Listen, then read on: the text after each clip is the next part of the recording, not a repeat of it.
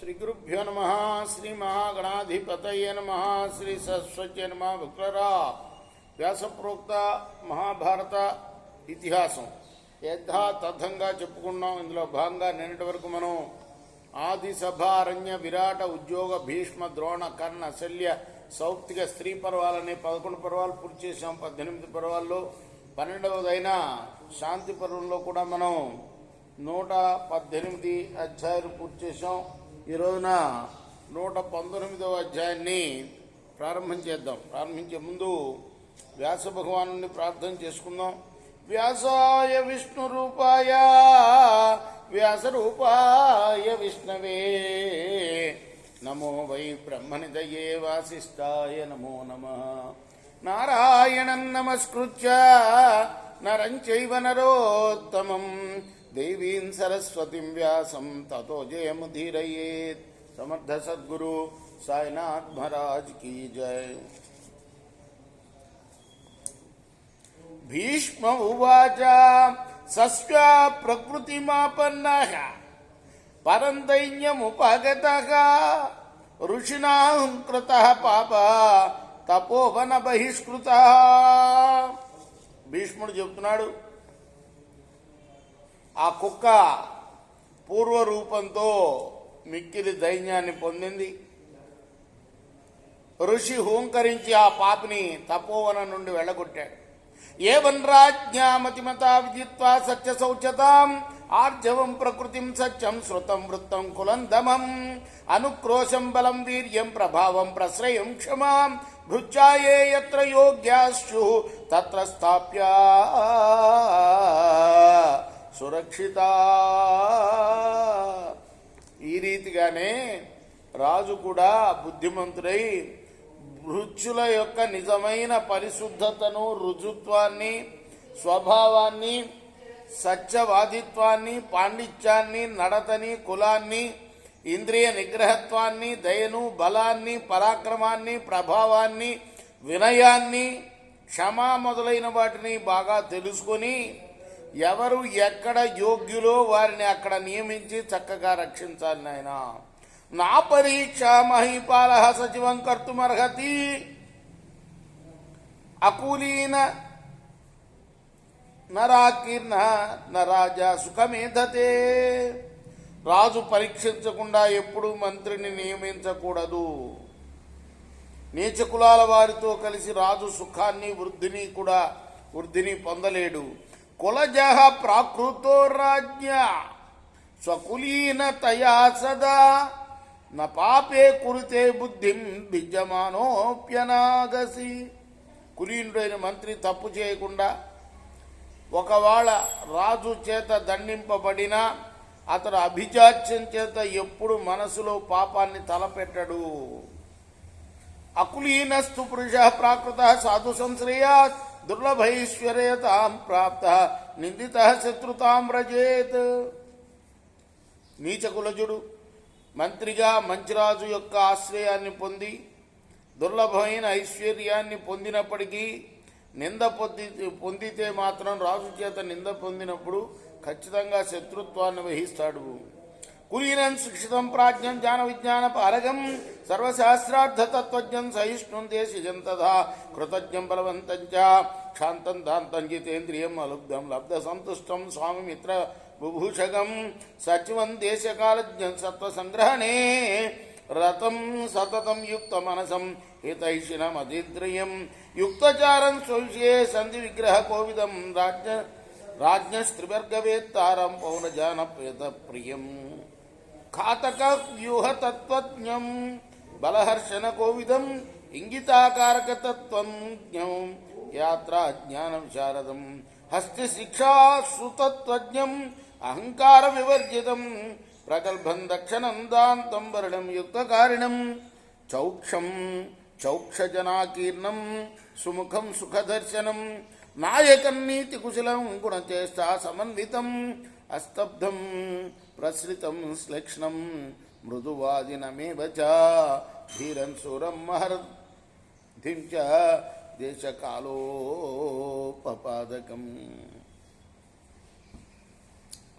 కులీనుడు, సుక్షితుడు, ప్రాజ్ఞుడు జ్ఞాన విజ్ఞాన పారంగతుడు, సర్వశాస్త్రాల తత్వాన్ని తెలిసినవాడు, సహన గుణం కలవాడు, స్వదేశంలోనే ఉండేవాడు, కృతజ్ఞుడు, బలవంతుడు, క్షమాశీలుడు, మనోనిగ్రహం ఇంద్రియ నిగ్రహం కలవాడు, లోభరహితుడు, దొరికిన దాంతోటే తృప్తి పొందేవాడు, రాజు యొక్క మిత్రుల యొక్క ఉన్నతిని కోరేవాడు, దేశ కాలజ్ఞుడు, ఉత్తమ వస్తువులని సేకరించడంలో ఆసక్తి గలవాడు, ఎప్పుడు ఏకాగ్ర చిత్తం కలవాడు, రాజహితాన్ని కోరేవాడు, సోమరితనం లేనివాడు, తగిన గూఢచారుల్ని నియమించుకునేవాడు, రాజ్య విషయంలో సంధి విగ్రహాలు తెలిసినవాడు, రాజుకు కావలసిన ధర్మార్థ కామాల్ని గుర్తిరిగినవాడు, అలానే నాగరికులకు జానపదులకు బాగా ఇష్టుడైనవాడు, అగట్టలు సొరంగాలు మొదలైన వ్యూహాలను గురించి బాగా తెలిసినవాడు, సైన్యానికి ఉత్సాహాన్ని కలిగించడంలో నేర్పరితనం గలవాడు, ఎదటివారి మనసులను చేష్టలను గుర్తించగలవాడు, ఎదటివారి మనసుల్ని బాగా గుర్తించగలవాడు, దండయాత్రను గురించిన జ్ఞానం గలవాడు, ఏనుగులను నడపడం బాగా తెలిసినవాడు, అహంకారం లేనివాడు, నేర్పరి ఉదారుడు, మనోనిగ్రహం కలవాడు, బలవంతుడు, యుక్తమైన పనులు చేసేవాడు, శుద్ధుడు, శుద్ధజనులతో కూడినవాడు, ప్రసన్న ముఖం గలవాడు, చక్కని రూపు గలవాడు, నాయక లక్షణాలు కలవాడు, నీతి కుశలుడు, చక్కని గుణాలు చక్కని పనులు చేసేవాడు, ఔద్ధత్యం లేనివాడు, వినయవంతుడు, స్నేహశీలి, మృదువుగా మాట్లాడేవాడు, ధీరుడు, సూర్యుడు, మహైశ్వర్యం కలవాడు, దేశ కాలాల్ని అనుసరించి పనులను చక్కబెట్టేవాడు. ఈ లక్షణాలు గలవాడిని రాజు మంత్రిగా నియమించుకోవాలి. సచివం యః ప్రకృతే నచైనమవమన్యతే తస్య విస్తీర్యతే రాజ్యం జ్యోత్స్న గ్రహపతిరివ. ఇటువంటి వారిని మంత్రిగా చేకొని అతన్ని ఎప్పుడూ అనాదరించకపోతే ఆ రాజ్యం చంద్రుని యొక్క వెన్నెల్లా విస్తరిస్తుంది. ఏతైరేవ గుణైర్యుక్త రాజా శాస్త్ర విశారద ఏష్టవ్యో ధర్మప్రమ ప్రజాపాలన తత్పర. రాజు కూడా ఈ గుణాలన్నీ కలిగి ఉండాలి. పైగా శాస్త్ర విశారదుడు, ధర్మపరాయణుడు, ప్రజాపాలన తత్పరుడు కావాలి. ఇటువంటి వాడే ప్రజలకు ఇష్టడవుతాడు సుమా. ధీరో అమర్షి శుచితీక్ష కాలే పురుషకారవిత్ శుశ్రూషు శ్రుతవాన్ శ్రోత ఊహా పోహ విశారద. రాజు ఎప్పుడు ధీరుడై ఉండాలి, క్షమాశీలుడై ఉండాలి, శుద్ధుడై ఉండాలి, అప్పుడప్పుడు తీక్షణత వహిస్తూ ఉండాలి, సరైన సమయంలో పౌరుషం చూపడం తెలిసిన వాడై ఉండాలి, వినే కోరిక కలవాడై ఉండాలి, వేదజ్ఞుడై ఉండాలి, శృత పారాయణుడై ఉండాలి. శృతి పారాయణుడు అంటే వేదాల్ని పారాయణం చేసేవాడై ఉండాలి. ఊహాపోహ విశారదుడు అవ్వాలి. మేధావి ధారణాయుక్త యథా న్యాయోపదాపాదక దాంత సదా ప్రియా భాషి క్షమావాంశ విపర్యయే.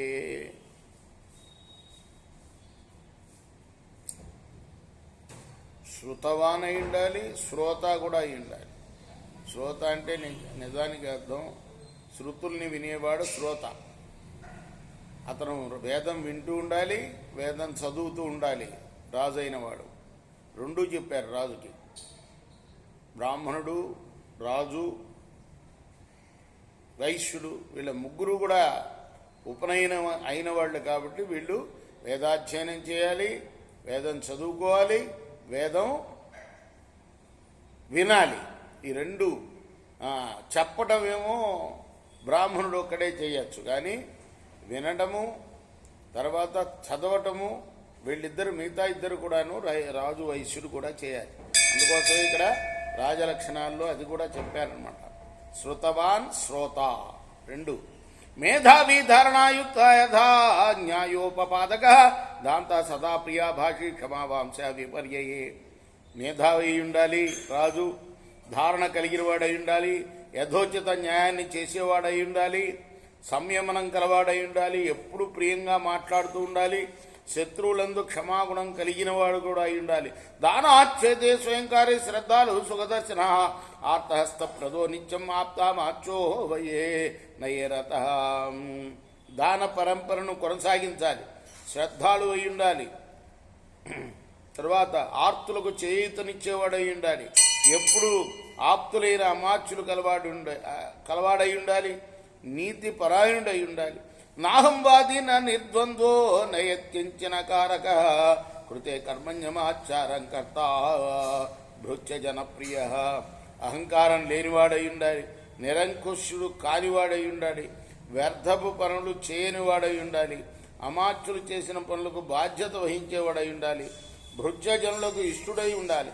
సంగృహీత జనోస్తబ్ద ప్రసన్నవదనం సదా సదా భృత్య జనాపేక్షి నక్రోధి సుమహామన. జనులను చేరాదీసేవాడై ఉండాలి. చురుగ్గా ఉండేవాడై ఉండాలి.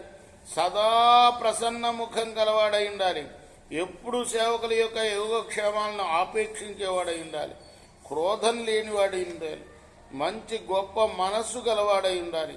యుక్త దండో న నిర్దండ ధర్మ కార్యానుశాసన చారనేత్ర ప్రజావేక్షి ధర్మార్థ కుశల సదా. రాజు ఎల్లప్పుడు కూడా అంటే ఎవడికి ఏ శిక్ష విధించాలో ఆ శిక్ష, ఆ నేరానికి ఏది ఉచితమో ఆ శిక్షను విధించాలి.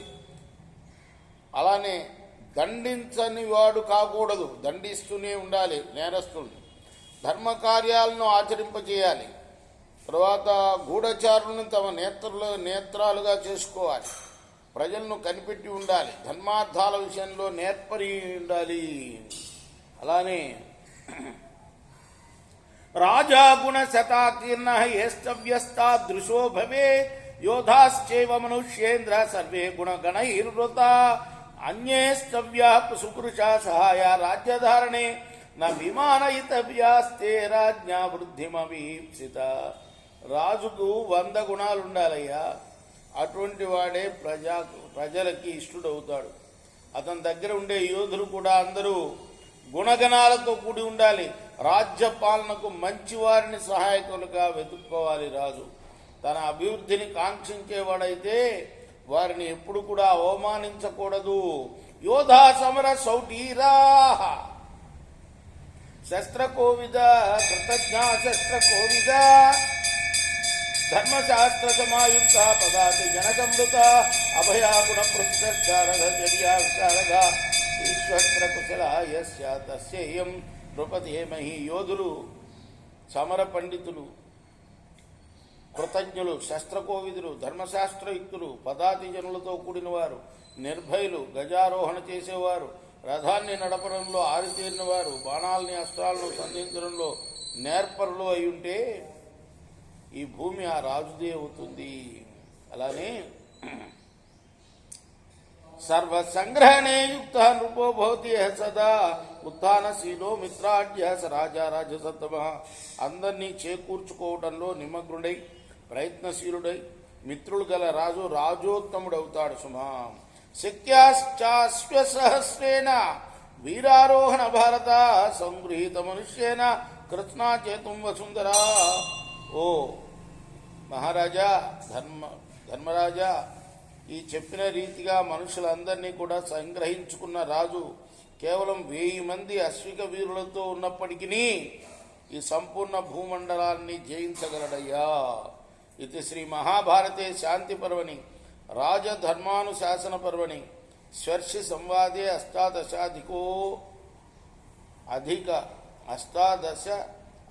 శతతమోధ్యాయ. ఇది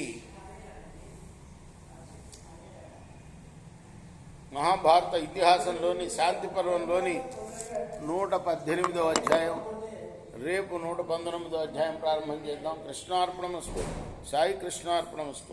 స్వస్తి ప్రజాభ్య పరిపాలయంతాం న్యాయేన మార్గేణ మహిమహిషా. గోబ్రాహ్మణేభ్య శుభోస్తు నిత్యం. లోకా సమస్తా సుఖినో భవంతు. కృష్ణార్పణమస్తు. సాయి కృష్ణార్పణమస్తు.